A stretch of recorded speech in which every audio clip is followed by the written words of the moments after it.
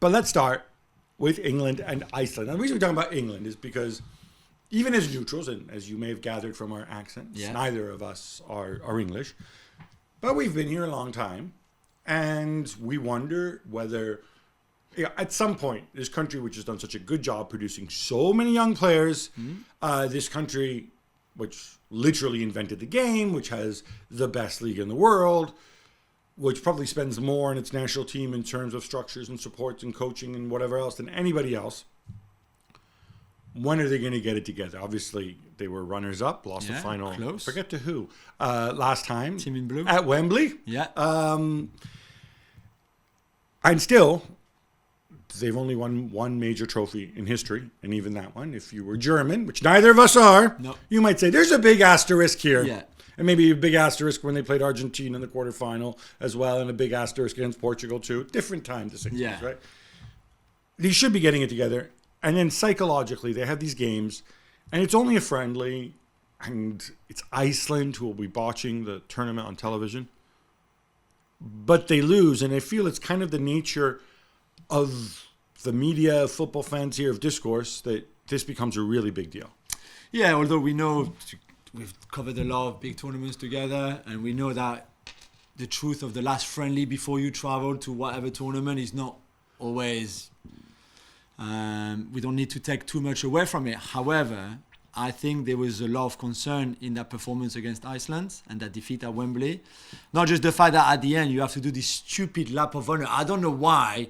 When on the big screen it says, next stop, Germany 2024, the stadium is half empty, you got booed off at halftime and at the end because you were bad, and you still have to do the lap of honor, clap the few remainings who were there who've just been booing you. That was weird. Can I say something? There's the FA employs a lot of, not as many as they did in the past, but they employ a lot of people.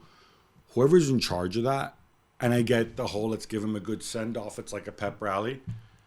Southgate or Southgate's boss should be in touch with them and says, like, lads, let's read the room. Yeah, if we lose this game, if half the people have left, it's Friday night, nobody cares. Let's not make them look stupid. Let's just have them go over, applaud the fans who are there, and then get out. Yeah, right? I agree. But it was really interesting because we saw an Iceland team that played really deep, certainly in the first half after taking the lead early. A goal that was far too easy to score, by the way. Problem in the pressing from England, problem defensively, how easy it was for Iceland to create that. Stones 1v1, gets done in the inside. Yeah. Really strange. And I think you make, sorry, just on that, you make a good point there about the issue with the pressing, because you can look at it and you say, well, Ramsdale should have done better, well, Stone should have done better, sure. But there was a breakdown before that, which allowed the guy to get one-on-one with Stones. And that's Iceland as well, by the way. That you could not press and box them out and not letting them do 2-3 passes together. But after that, there was just no way for this England team to break down that Icelandic defense, which I find really weird.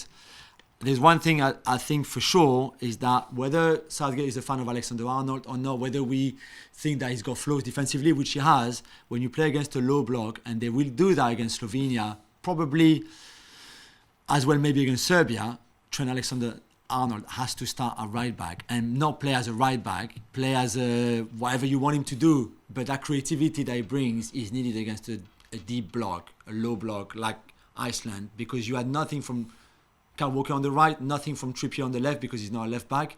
And then by consequence, you had no much width apart from Anthony Gordon, I guess, on the left-hand side, who was good and did a few good things. But overall, it was just not enough in terms of creativity, creating chances, having that kind of input. And we hardly saw Phil Foden, which, again, I really struggled to understand how you can have the best player of the Premier League in your team and not use him at his best. Yeah, I mean, I think the Foden thing, when he plays for City, he's got so many great players around him who can, so many great passers. No. But I feel like with England, I'm talking about great passers in midfield, from deeper positions that can move the ball around and destabilize a low block, which then opens up room for you, and then Foden can do his thing. I feel like with England that's missing, and I would imagine, if you remember when England put out their list, they had Alexander-Arnold listed among the midfielders. Yeah. Increasingly, I wonder if it's going to be where we end up seeing him in the tournament.